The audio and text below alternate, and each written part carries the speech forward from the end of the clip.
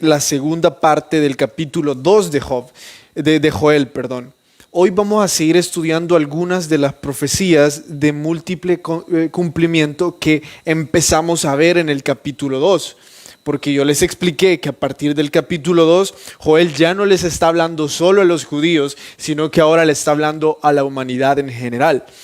Así que para entender estas profecías, vamos a estudiar otro concepto que se llama valle profético. Por medio de este dibujo que tengo acá, voy a poderles enseñar lo que significa un valle profético. Recordemos la primera palabra de este concepto, que es un valle. Es la planicie que se encuentra entre dos picos o entre dos montañas. Yo aquí exageré haciéndola tan pequeño, parece más una peña que una planicie, pero eso es lo que nosotros conocemos como valle. Ahora, ¿a qué me refiero cuando hablo sobre un valle profético? Me refiero a los saltos.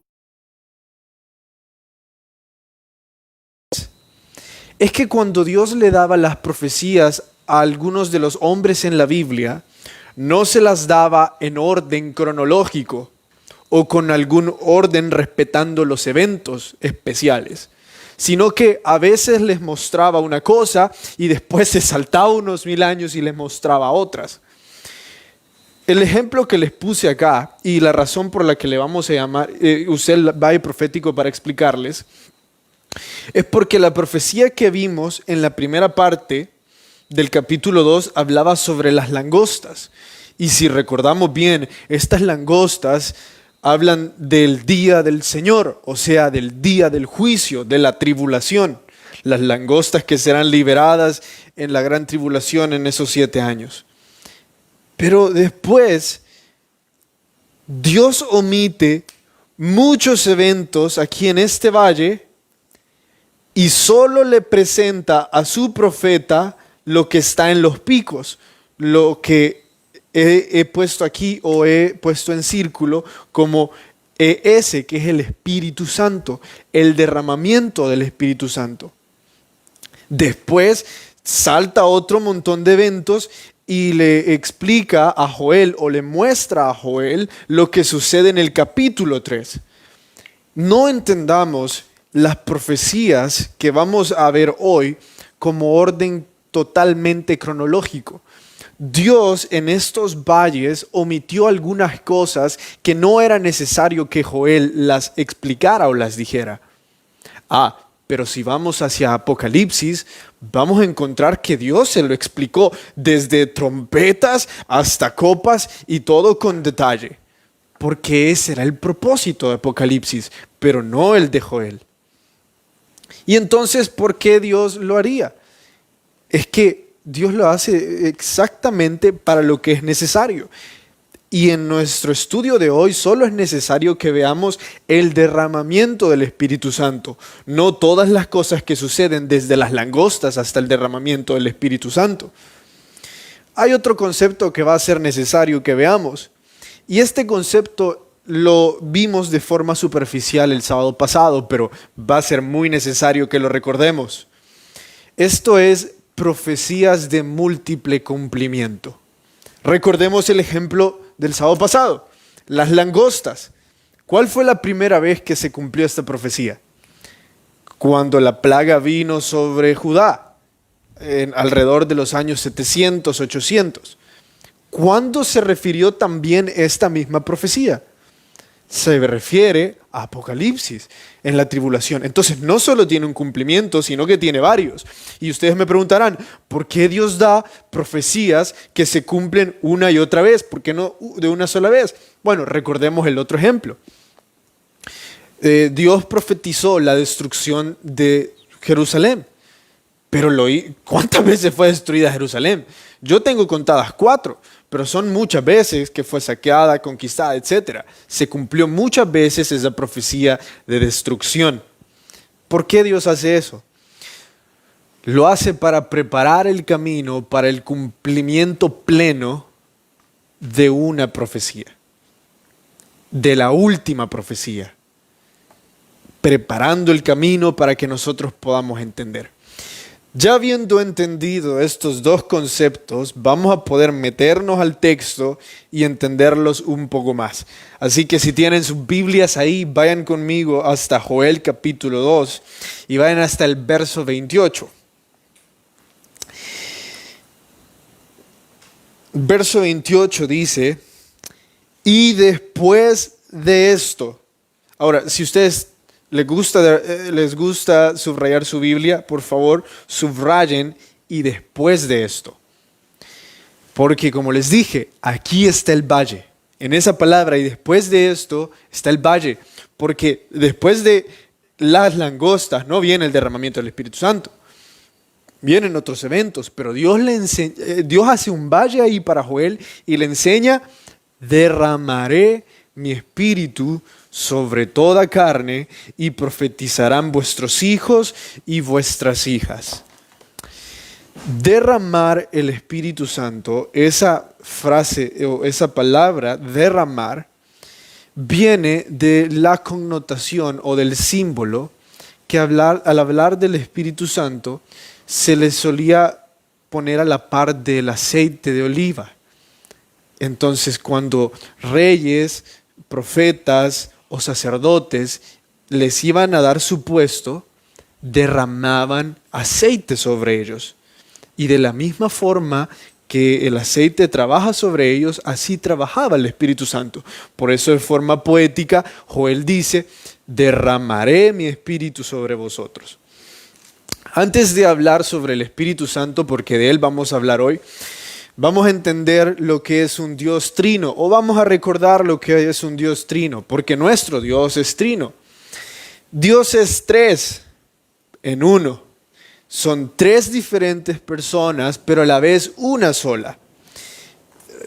Yo sé que ustedes son cristianos que estudian muy bien la Biblia, pero a lo mejor les sirve esta ilustración rápido de un triángulo. No creo que se vea mucho el triángulo, ¿verdad, Dani?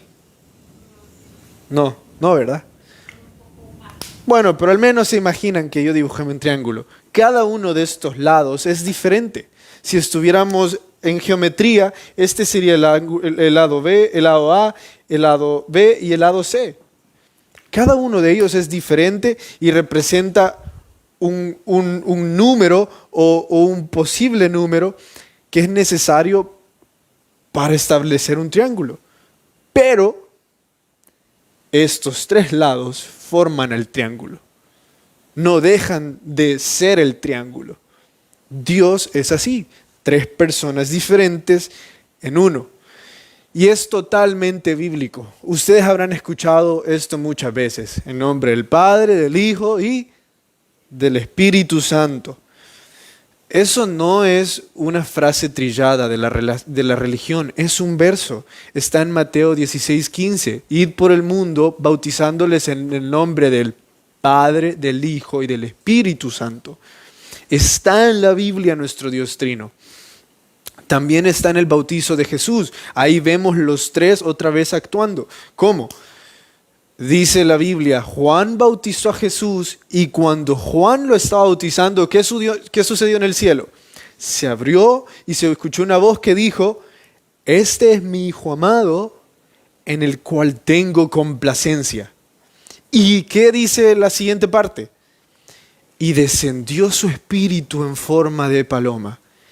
Tenemos a Jesús siendo bautizado, al Espíritu Santo descendiendo en forma de paloma y al Dios Padre hablando. Es un término totalmente bíblico. No lo van a encontrar, no van a encontrar el término Trinidad en la Biblia, pero sí está rasgado de la Biblia. Ahora, ¿cómo funciona esto en nuestra vida cotidiana? Pensemos cuando ustedes y yo estamos orando. ¿Qué está sucediendo mientras ustedes y yo oramos? ¿A quién le oramos cuando lo hacemos? Respóndanme. A Dios. Exacto.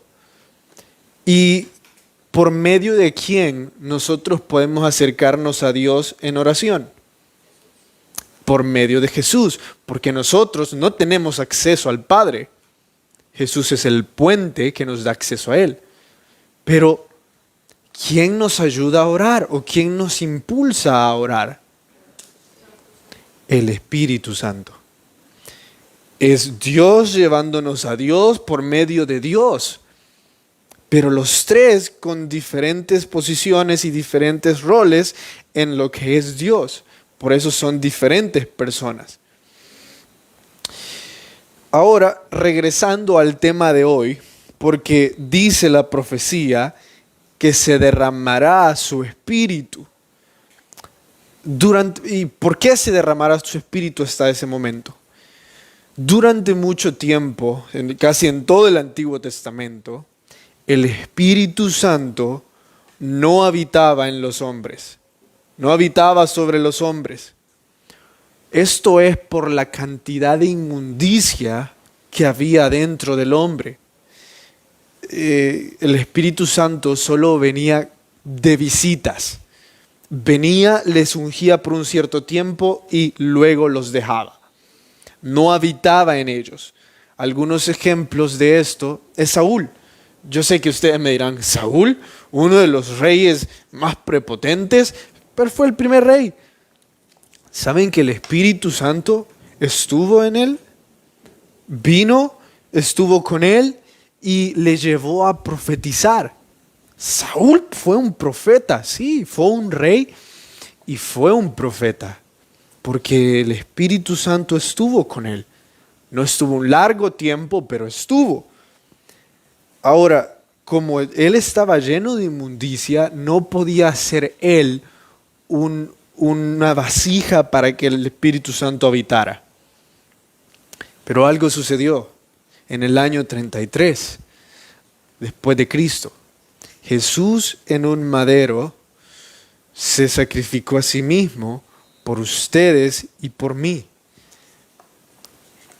Con su sangre y a través de su sacrificio, limpió nuestras vidas, limpió nuestro cuerpo y lo dejó, dice la Biblia, más blanco que la nieve o tan blanco que la nieve.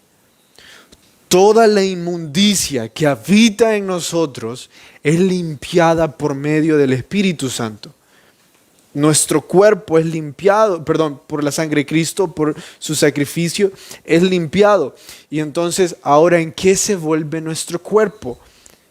Ya se vuelve en un lugar habitable para el Espíritu Santo, porque ya no hay tanta inmundicia. Ahora, gracias a su sacrificio, somos limpiados. El Espíritu puede habitar ahí, puede pasar ahí todo el día, puede vivir ahí. Y por eso es que 1 Corintios 6, del 19 al 20 dice, ¿o acaso no sabéis que vuestro cuerpo es templo y morada del Espíritu Santo? Ahora nuestro cuerpo es eso, pero sin el sacrificio de Jesús, el Espíritu Santo no podría habitar en nuestro cuerpo. Por lo que sin aceptar a Jesús, el Espíritu Santo no habita en nosotros. No está en nosotros. Yo creo que más o menos están entendiendo por qué dice derramaré. Creo que ya lo entendieron. Ya entendieron por qué ahora nosotros sí lo tenemos. El verso entonces está hablando sobre este pico en la profecía, que es el día en el que Dios derramará su espíritu, pero esta profecía que está aquí en realidad es de múltiple cumplimiento. Por eso les expliqué ese concepto. Porque en realidad esta profecía no estaba hablando de nosotros. Algunos creen que porque dice en el verso 29, y también sobre los siervos y sobre las siervas derramaré mi espíritu en aquellos días, está hablando sobre nosotros. Pero en realidad no es así. Lo que esta profecía está hablando es sobre cuando el Espíritu Santo se ha derramado sobre los judíos a la mitad de la tribulación. y unja a los 144,000 para convertirse en grandes evangelistas llenos de poder y palabras para predicarle al mundo sobre la venida de Jesús. ¿Por qué decís eso, Carlos? Los estudiosos tuvieron cuidado al ver la primera frase del verso 28. La primera frase del verso 28 es: y después de esto derramaré, y después de esto. ¿Y qué es lo que estábamos estudiando antes? La tribulación. Entonces, después de esta tribulación de langostas, vendrá y será derramado el Espíritu Santo sobre el pueblo de Dios. Pero sabemos que sucedió en otro momento. Antes de irme a ese otro momento, ¿y por qué le llamamos múltiple cumplimiento? Es importante que nosotros prediquemos y seamos evangelistas de nuestras familias. Y yo sé que algunos líderes de grupos pequeños me están escuchando, entonces es importante que nosotros digamos esto a nuestros familiares, a las personas que conocemos. Quisiera que fueras salvo. Quisiera que aceptaras a Cristo hoy, porque no quisiera que enfrentaras la gran tribulación. No quisiera que enfrentaras las plagas, las pandemias, los desastres naturales que van a suceder en la gran tribulación. Pero si así es, quiero decirte que cuando escuches a esos 144,000 predicando el Evangelio, les creas. Porque es una última oportunidad para que puedas aceptar a Cristo, para que puedas acercarte a Cristo y morir por Él. Escúchalos. Aparte de que en ese momento también va a andar un ángel predicando por el mundo el Evangelio. Aparte de eso, porque nosotros ya no vamos a estar, por favor díganle a sus familiares, escúchenles. Si es que sucede en nuestra era. Ahora bien, ¿por qué es de múltiple cumplimiento? Si se está refiriendo a ese momento, ¿en qué otro día sucedió? Los que de ustedes hicieron la guía se habrán dado cuenta que también sucedió en el Pentecostés, cuando 40 días después de la muerte de Jesús y su ascenso, el Espíritu fue derramado sobre el aposento alto. Pedro se levantó y les explicó a todos los que estaban escuchando que los hombres estaban hablando en lenguas y profetizando. Se levantó y les dijo: ¿acaso no habéis escuchado lo que dice en Joel? Y él empieza a recitar este verso: derramaré mi espíritu sobre vosotros y empezaréis a profetizar. Pedro lo usó porque también se cumplió en ese momento. El espíritu fue derramado ese día sobre ellos. Ahora, quiero que sepan que si bien es cierto, ese día fue derramado, en el Pentecostés fue derramado en la humanidad, no fue el día que los discípulos recibieron el Espíritu Santo. Jesús, antes de irse, dice la Biblia, que respiró sobre ellos, sopló su espíritu sobre ellos y ahí lo recibieron. Y entonces, ¿por qué se estaban escondiendo? Porque aún no estaban actuando en la unción del Espíritu Santo. Aún tenían miedo y andaban escondiéndose, pero cuando el Espíritu Santo es totalmente derramado, ellos cambian su actitud totalmente. Bueno, creo que hemos entendido toda esta segunda parte de esta profecía del capítulo 2. Creo que ustedes pueden regresar a su casa, leer esto y entender por qué dice en el verso 31, el sol se convertirá en tinieblas y la luna en sangre antes de que venga el día grande y espantoso de Jehová. Ustedes, habiendo estudiado antes, se van a ir a este pico de profecías y van a decir, o a este valle profético, decir, bueno, estaba hablando sobre el derrame del Espíritu Santo sobre los judíos, los 144,000. Y después habla sobre un gran día. Y el sábado pasado vimos que el gran día se refiere a la segunda venida. Entonces, ¿de qué será lo que habla el capítulo 3? De ese gran día de la segunda venida. Ese es el gran día que Dios va a traer juicio por medio de su Hijo. Y ahora leen el verso 32 y va a ser más que claro para ustedes.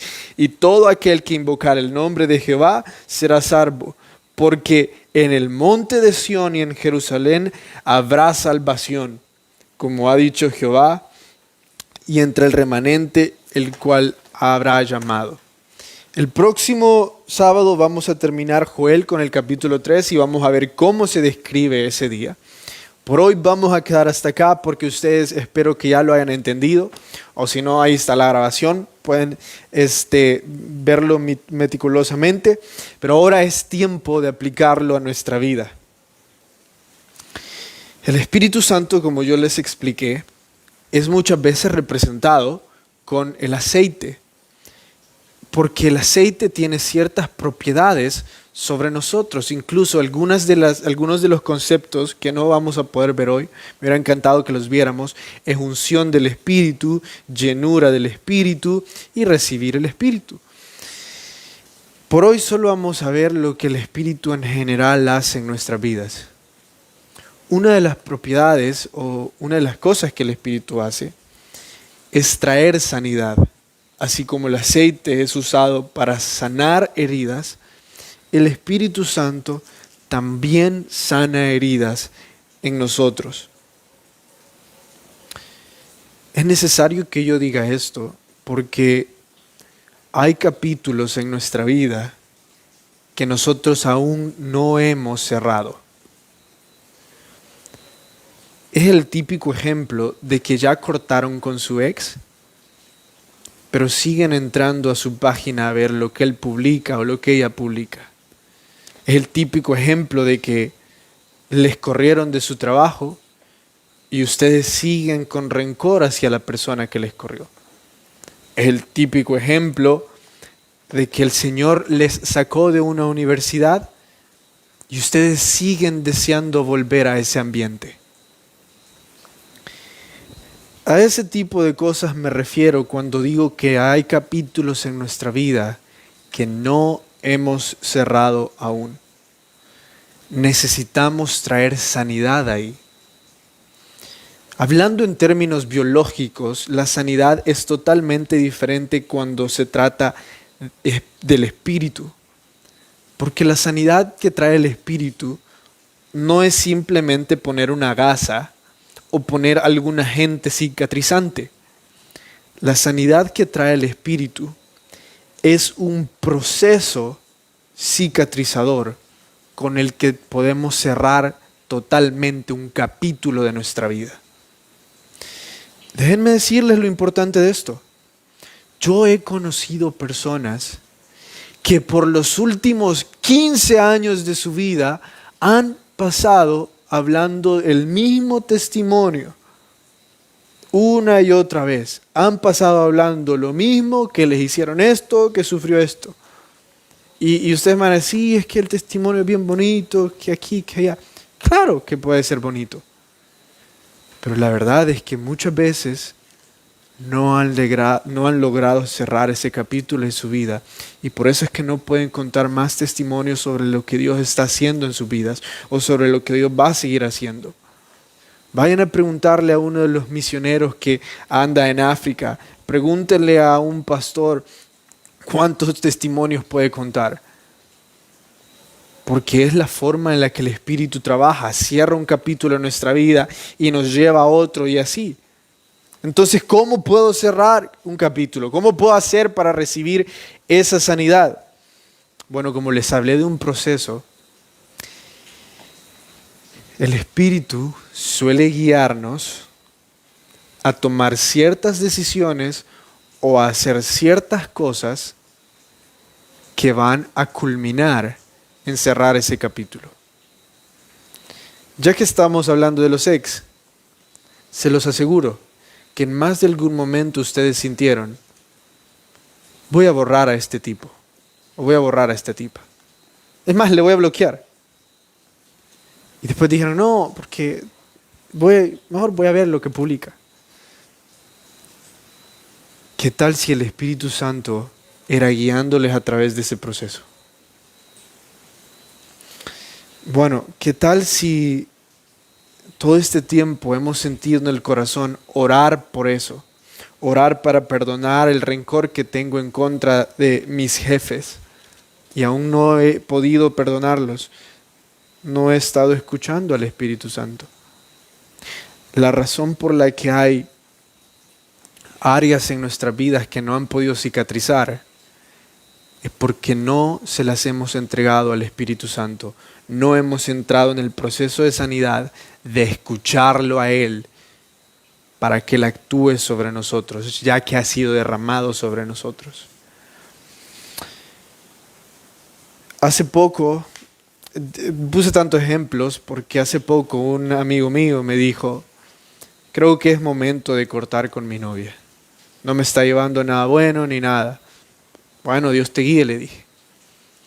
Cortó y después, 2 semanas después, me dijo, mira, me di cuenta que mi ex en realidad estaba comprometida.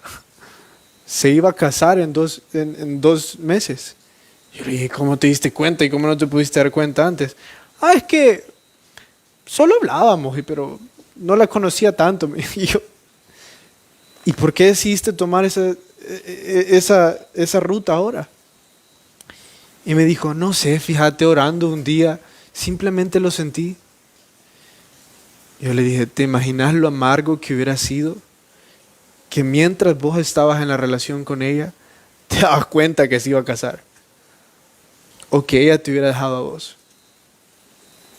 Me hubiera lastimado más, me dijo. Y yo le expliqué, eso es lo que pasa cuando escuchamos al Espíritu. Logra sanar áreas en nuestra vida antes de que siga abriéndose esa herida más y más. El Espíritu Santo también nos da fuerzas. Zacarías 4:6 dice que no es ni por ejércitos ni por fuerza, sino por el Espíritu del Señor. Déjenme darles el contexto de ese verso. Habían 2 personas encargadas de reconstruir el templo en Jerusalén. Este era Josué y Zorobabel. Pero se sentían incapaces, se sentían inútiles. Entonces un día se pusieron a llorar los 2 y dijeron, Dios, no podemos hacerlo. Así que Dios envió a Zacarías y les dijo, ve y muéstrales este candelabro que tiene fuego de día y de noche y alumbra día y de noche, y enséñales las vasijas de aceite alrededor, que siempre están fluyendo con aceite para hacer combustible y poder mantener el candelabro encendido. Se las mostró y cuando ellos vieron eso, entendieron lo que significaba este verso. Dios es una fuente, el Espíritu Santo es una fuente inagotable de fuerzas que nos llena de energía para seguir cumpliendo nuestro llamado día a día. En los momentos más duros, cuando nosotros decimos, yo ya no puedo más, quiero irme, quiero escapar, el Espíritu Santo sigue siendo esa fuente inagotable de energía para que podamos continuar. ¿Por qué no estoy viviendo esto, Carlos? ¿Por qué no siento la sanidad, la protección, la fuerza del Espíritu Santo? Cuando nosotros decimos, Espíritu Santo, por favor, ven a mí, por favor, ayúdame en esto, lo que realmente le estamos diciendo es, toma control. Lo que sucede es que nosotros no le hemos dado el control al Espíritu Santo de nuestra vida. Déjenme explicárselos con la mano. Supongamos que yo le digo al Espíritu Santo, por favor, haz que mi mano escriba con letra bonita. Así que el Espíritu Santo toma mi mano y empieza a escribir con letra bonita. Pero ahí vengo yo y digo, no me gusta, mejor lo voy a hacer a mi manera, y lo hago a mi manera y no lo escucho. Y hago un garabato. No le dejo actuar. Entonces no estoy viendo su protección, su fuerza, no estoy viendo su sanidad porque no le doy el control. ¿Cómo sé darle el control entonces al Espíritu Santo? Es obedeciendo las pequeñas porciones bíblicas, los pequeños consejos espirituales que nos dan. Es escuchando esa voz interna que constantemente nos está diciendo qué hacer, aceptarlo y seguirle con humildad. Y ahí vamos a empezar a ver el Espíritu Santo actuando en nuestras vidas. Pero primero tienen que recibir a Jesús. Si ustedes aún no están en un grupo pequeño, si usted es joven y aún no está en un grupo pequeño, y ustedes quisieran hablar más, los grupos pequeños están para eso. Hablan sobre esto, hacen una llamada para simplemente discutirlo, hablar entre ellos, aplicarlo a sus vidas, dar testimonios, responder preguntas, etcétera, hacer vida juntos, ser amigos. Por favor, escríbanos a Icon El Salvador en Facebook o también a la capilla y nosotros les vamos a referir a un grupo pequeño para que sea parte de todo esto. Oremos. Señor, gracias porque tu Espíritu fue derramado sobre nosotros y ahora vives dentro de nosotros. Y ahora nosotros, Señor, somos templo y morada. Gracias, Jesús, por tu sacrificio, por hacernos más blancos que la nieve. Gracias por hacernos un lugar habitacional para tu Espíritu. En tu nombre oramos. Amén. Bueno, nos vemos mañana a las 9 o en cualquier día de las transmisiones o el próximo sábado a las 8.